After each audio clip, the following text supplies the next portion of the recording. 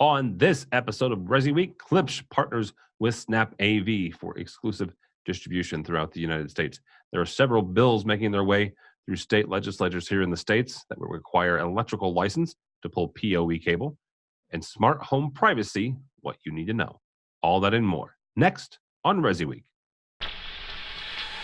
The network for the AV industry. What are you listening to? This is AV. This is AVNation. This is AVNation. This is ResiWeek, episode 178, recorded Monday, June 1st, 2019. Everything to everyone. Support for AVNation is brought to you by Access Networks and by Draper. This is ResiWeek, the weekly look at the residential AV market. My name is Tim Albrecht. I am your host.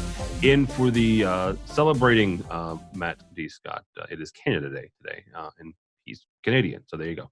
Happy Canada Day. With me to discuss the information and news that we have gathered this week, first and foremost, Josh Willits from Portal.io. Welcome, sir. Thanks for having me. Absolutely. Also with us is our buddy Bryce Nordstrand. Bryce is from Access Networks. Welcome, sir. Hey, Tim. Great to be here.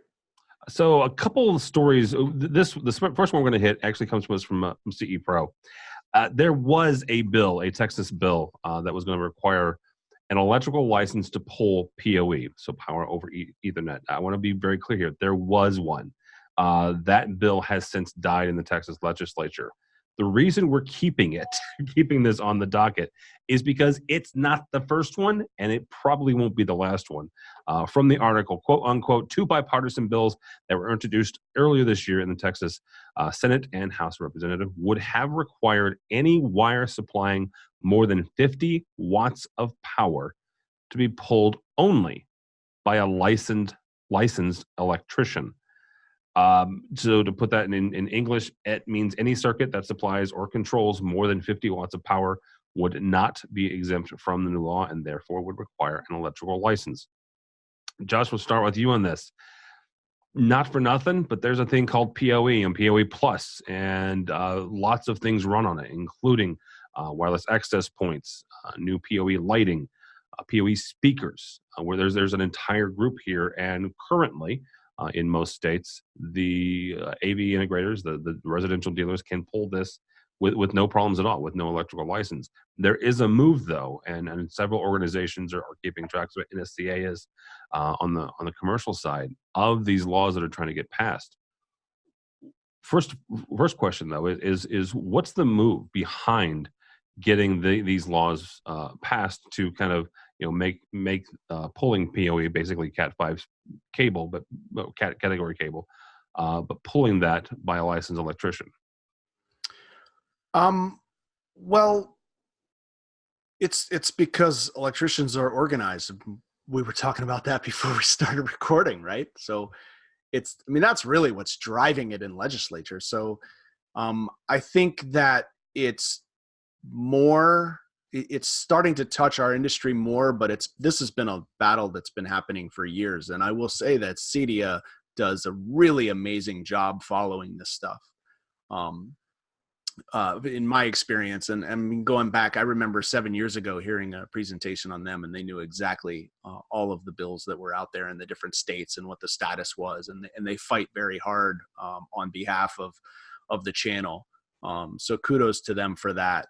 And I think, I think that's what's driving it at its core. And so certainly with the newer technology that's out or coming out, and even the audio stuff, that there's new technologies coming out from major manufacturers even later this year at CEDIA that I've heard that is based on PoE audio. I think it's more present in commercial, but it's coming into Resi as well. And so I think it's making it more important to watch what's going on here in licensing. Now, we've been talking for many, many years about dealers getting their electrical license or teaming up with contractors that are electrical, because I don't know how many integrators really think that what separates them from competitors is their ability to pull cable and that it's a real profit center for them. But it's still something that we have to keep a close watch on for sure. Yeah, absolutely.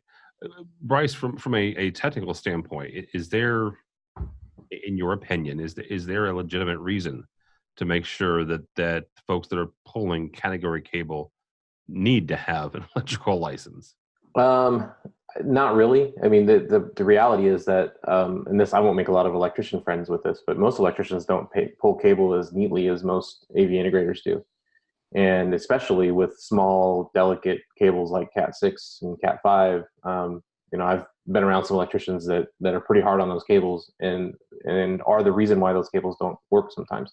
Now, there's obviously people that do those things as well in our industry, but it takes a different skill set. And but I want to kind of go back a little bit. I don't think that this is the end of the world for us as an industry. I mean, there's a lot of people fighting this for good reason, but there are very successful integration companies in our channel that do zero wire pull, and they sub it all out and they sub it to electricians, because in certain cities and certain states you can't pull wire if you're a low voltage guy. You have to be an electrician and you have to be licensed.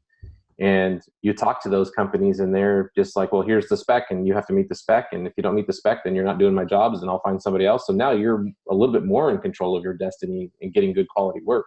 And you start weeding out the bad electricians and get the good electricians.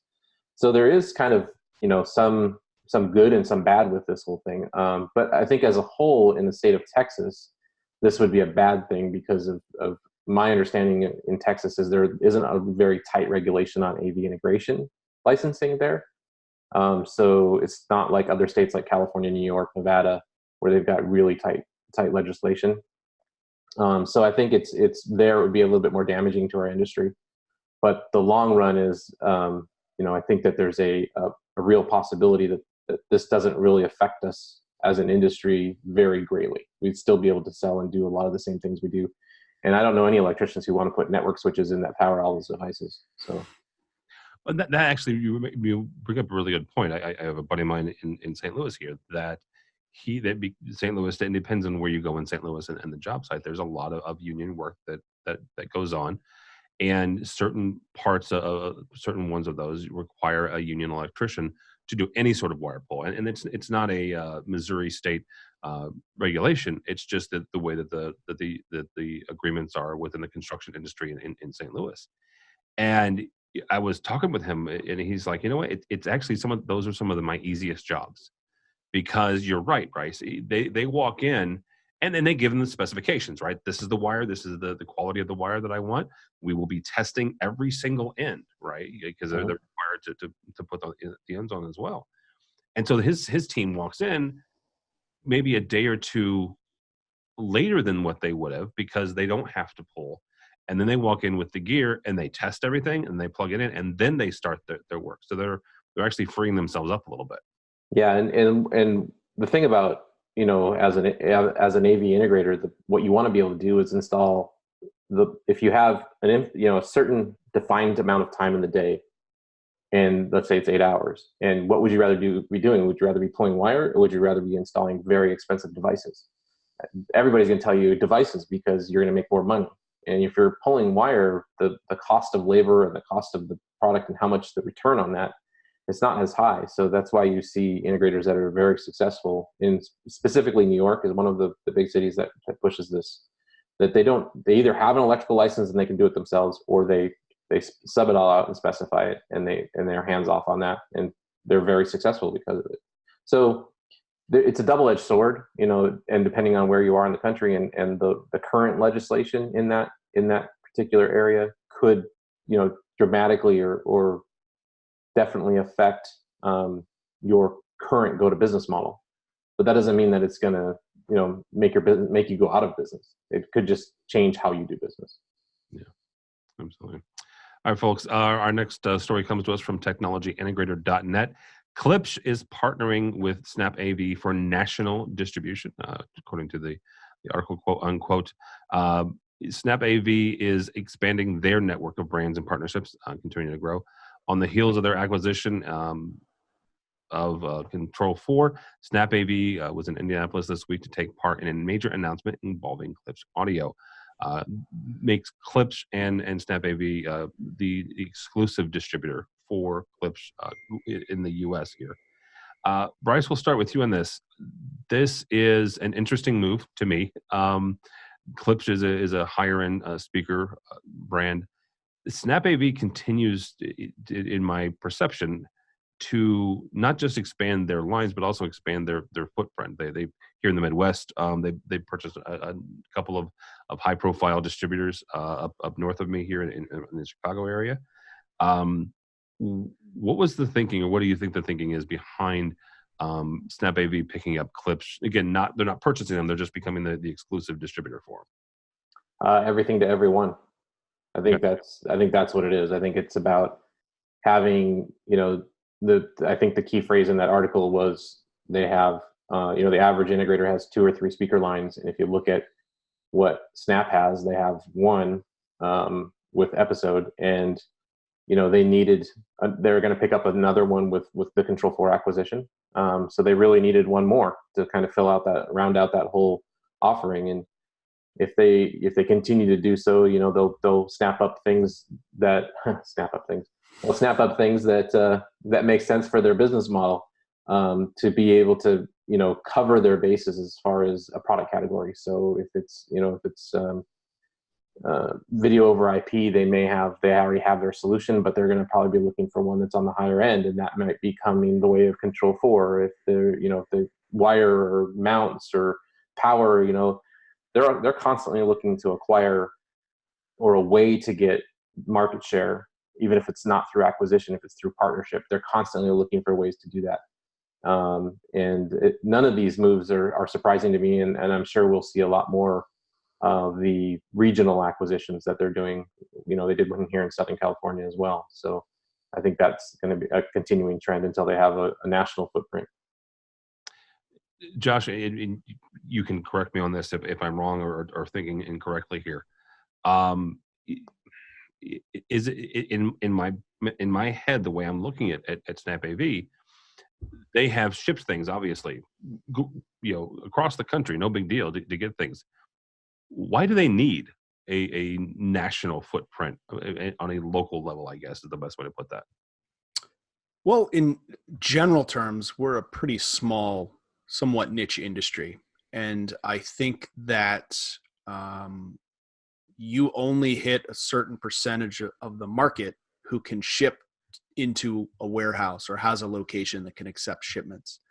And there's a lot, and distributors have been saying this for many years, there's a lot of will call business. There's a lot of guys that want to stop on their way to the job and pick up everything they need from their local distributor. They're relying on them for the support in terms of design. We talked about that the last episode that I was on, just about distributors helping dealers design systems, picking the right products. There's a lot that happens that could float completely under the radar of a big company that is shipping product out to dealers. And so I think that's been the driving force behind the obvious acquisitions and putting this footprint in place that serves dealers where they are. So, I mean, I think that's the biggest thing that I see in terms of in answering your question. Yeah. If you look at the distributor in Southern California, because I'm pretty familiar with who they acquire here, they don't just service AV integration companies. They service electricians. They service pool guys that need speakers for the pool. They service a whole bunch of other industries. And as long as you have a resale capability or you're a business, they're willing to do business with you. So that opens up, as Josh was saying, a much broader market than what you would get with just our little AV world. Security guys, everything that Snap maybe doesn't have a foothold or as good a foothold inside of. And remember, it's not just Snap here in this deal. This is a partnership with Klipsch, and I believe this is for the Klipsch brand specifically, not some of their subsidiaries, which are distributed. But for the Klipsch brand, who's mostly direct, I think there is going to be a concern with dealers about, the exclusivity of that brand, and the access to that brand is definitely going to open up a little bit more than it was before through the partnership. But they also, as most direct manufacturers struggle with, had issues with distribution itself, fulfillment on the fulfillment side. And having a partner like Snap really takes them over that hurdle. not just for anybody in the channel who needs to access that product, but especially for their direct dealers. I don't know how that relationship will play out, but I see a big opportunity there to improve the buying experience for all the dealers. At this point, who is Snap's biggest competitor? I guess the best way to ask this, as they're getting more and more, building on their regional distribution centers by acquisition, and getting more brands. Who's their biggest competitor? Everybody else. I would say it's company. The interesting thing about Snap to me is that they came at it they designed their own products and kind of created their own brand, and then found their way into distribution. Most distributors started as, in distribution, and then started these white label brands and started actually selling their own speakers, their own mounts, and all of this stuff. And so they both came at it from different directions, but that places Snap squarely in the lane of the Wave Avids, the ADIs, and all of the big distributors that are doing enough business and starting to cross over into other verticals like security and like electrical that have these national footprints. I think those guys are the biggest obvious competitors in my mind. Yeah, I think from our point of view, it's a little bit different from Access Network's point of view. It's probably a little bit different because we compete with companies like Snap and other distributors and distributed lines. We compete against program more than we do against performance. And program can win. Program can win a lot of times based on how much VIR dollars, or you get a free van, or you get van wrap, or whatever promo they're running at any particular time. Those kind of things can be very attractive. But a lot of times when you look at competition, it's all of the other brands that are very performance driven, kind of against the program. And I look at Snap, and Snap's kind of the program. They make some decent products. They make some products that I've personally used, but would you call them high performance? I don't call Snap high performance products. That's just not something that I would put those two in the same category.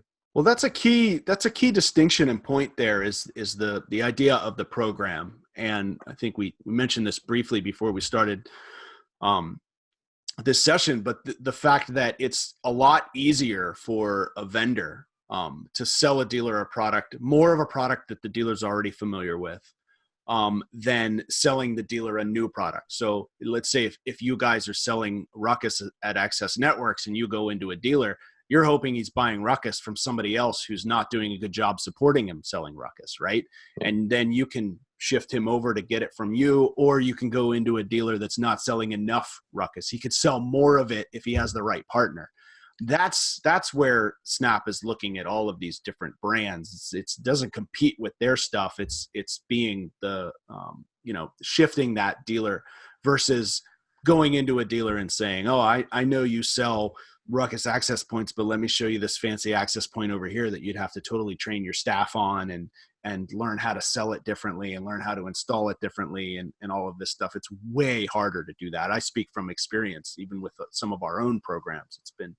It's a challenge to get dealers. That's why you have a sales force in play that focuses on shifting dealers, but it's a lot more difficult than saying, oh, you love that brand? Guess what? We have it. Buy it from us. We're a better experience. And is that just because of the heavy lifting when it comes to getting a brand new brand off the ground? And maybe not even brand. Maybe I said that wrong. Maybe they know the brand, but they're not currently selling it. It's about paradigm shift within the company. That's the hardest part. Is you've got a sales cycle, and some of these companies, the sales cycle is anywhere from 6 months to a year and a half, depending on the size and scope of the projects they're doing. So you talk about something today, and you're going to talk about it again in 6 months because you're probably not even in the bid cycle yet. So it's very difficult to get them to do that kind of paradigm shift within the company. Usually what you're looking for is, in anybody who sells a performance product, what they're looking for is for a non-performance product to fail. And once that failure happens and the company gets bit, then they're looking for a solution, and they're going to move a lot faster.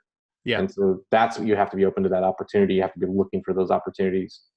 So Yeah, it's in the performance category, so I think it is category based, versus a mounts category or even some of the speaker categories. So I think that plays a role, but I also think the emotional attachment to specific brands plays a strong role as well. These dealers have existing relationships and an emotional attachment to maybe a specific brand.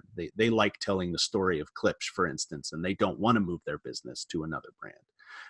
So I think both of those things play a role.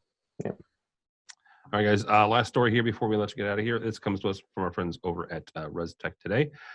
This is written by Jay Basin, and Jay writes about smart home privacy, and he outlines a number of the failures over the last year or so, and a couple of the triumphs. And I'm going to start with you guys, with you, Josh. Jay talks about and kind of compares and contrasts Google Home and Amazon Alexa and some of the other, obviously, the IoT devices. But if you were advising somebody today who was, I want to do the whole IoT thing, or I want to work with a dealer and get some IoT stuff, what would you tell them if one of their concerns is privacy? How would you best safeguard yourself? If I'm an integrator, I would say the first thing I would say is if you're looking for for privacy, I'm your guy. Like the only one who can help you is somebody who knows everything about privacy when it comes to these devices and technology. I mean, that's the value add that dealers present, because this market, this sort of high end, higher net worth individuals are more sensitive to privacy. And so I would lead with privacy when it comes to those talks and those transactions. I mean, look at and this is not a setup. This is my Amazon Echo, right? You can see there's no wire plugged in because it sits on my desk as a stop. I don't plug it in because I don't, and it's not just privacy, but that's certainly a component of it as well. So I think, and there's some companies out there doing interesting things like Josh. AI stuff is interesting because they're approaching it from our industry's perspective of privacy is the most important thing. So work privacy in with the AI technology and voice control. And I think that's really important. That can help dealers set themselves apart from the traditional IoT space that is pushing up. All right, Bryce, same question. So I think that one of the problems that we have, or one of the things that we have to realize as an industry, is that these companies, Amazon and Google and iRobot, if they're selling data from their vacuums to third parties or making that third party available, what we have to realize is that they're going to move at a much faster pace than what our industry is typically capable of keeping up with. From both an investment, you have to invest in a lot of time and manpower to actually understand and look at all of these things and see what's going on. From an investment perspective, and then from a product perspective, you have to go out and buy these products, and you have to live with them, and you have to understand them, and you have to do all these things in order to confidently go into a client's home and say, this is the issue with this, and this is possibly a privacy thing that you may be concerned with, or it's not. It takes a lot of time and money to figure all of this stuff out. And as you can see with this particular scenario, unless you read the article, you probably had no idea that the information was coming from your vacuum and being fed over to another device. And as an industry, what we need to do is follow best practices for privacy. And a lot of that starts with, fortunately for Access Networks, it starts with network implementation and being able to isolate IoT devices. Most IoT devices now talk to the cloud before they talk to anything else in the house. And they go out and come back in, meaning they go to the cloud, they come back down to your device. So even if your device is on a different subnet within the house, it still can talk to that device based on it being communicating through whatever cloud service they're using. So you look at what Apple's doing and what Apple announced recently with where they're going. I think it was Apple, but they're going to be providing a separate VLAN capability for IoT devices. Which is something that if you're a network savvy individual, you can already do a lot of those things. Yep. So those best practices are important. The reality, though, I think is it just takes a lot of time and money to stay up with it. And luckily we have people in the media that are doing some of that homework for us, because I wouldn't have realized that robot, because I have one of these robot vacuums. I had no idea that it was talking to somebody else. I thought it was just cleaning my floor. So, security. Oh, I'm sorry, I didn't mean to. No, it's just an interesting thing to try and keep track of and to try and stay on top of. And if you follow best practices for installation and for design, you can protect most of your clients from these kind of things. I think security aside, just the reliability aspect of having a product that is constantly connected to the cloud is a major issue. Last week it flew under the radar, I think, for a lot of people, but last Monday, a little ISP in Pittsburgh changed their routing tables and propagated that out to Verizon and then the rest of the world, and basically took, I think it was 6% of the world's internet traffic and funneled it into a black hole until Verizon was able to fix the issue. And so, all of those devices that may have been trying to hit Google, Amazon, Facebook, they were all affected by that.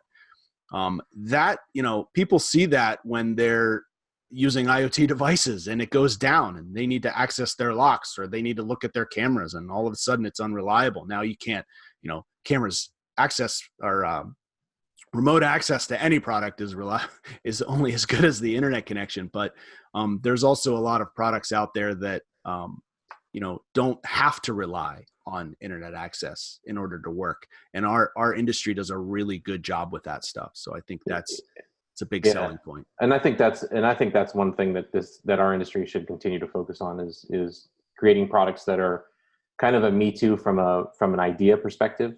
To some of the stuff we're seeing, like Josh, they're obviously in the forefront of voice, but they're holding so much of that data locally and not really using any of it to the cloud. That's important to a lot of the clients that would have Josh in their home. And I think that those are the kind of things that we need to see, other companies continue to develop, whether it's Control4 or Savant or whoever else is playing around in those type of devices. And it's important for integrators to educate themselves, which again is the time investment, on what the pitfalls are of using the mainstream devices in high profile client homes. Well, in Bryce, to your point, it is somewhat Me Too, but it's a professional version of Me Too, right? Right. Yeah. I point back, and this is not a plug, but Barco was one of the first companies that I noticed take the wireless video and do it in a commercial way, right? And then we all saw, when Apple came out with AirPlay, and I worked at a community college, and professors and the president wanted to be able to throw the video up just like I can at home, right? And so for a long time, Apple TVs were deployed in college campuses, in boardrooms, because that was the only consistent way to do it, even though it was a security nightmare and IT departments hated it. And then other companies came along and said, oh, you guys want to do this? Okay, well, let's do it in a little bit more secure way and a little bit more, a proper way and following a little bit more procedures. But you're right about the whole Me Too side. Yeah. Gentlemen, that is actually going to do it. Mr. Jotz Willits, thank you so much, sir. How do people find you or Portal.io? Portal.io is the website, and my email direct is josh@portal.io. All right, very good. Mr. Bryce Nordstrand from Access Networks, thank you, sir. Thank you. How do people find you or Access Networks?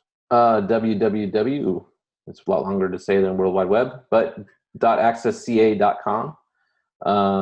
And then my email address is bryce@accessca.com, or you can reach anybody in our sales department, sales@accessca.com. All right, very good.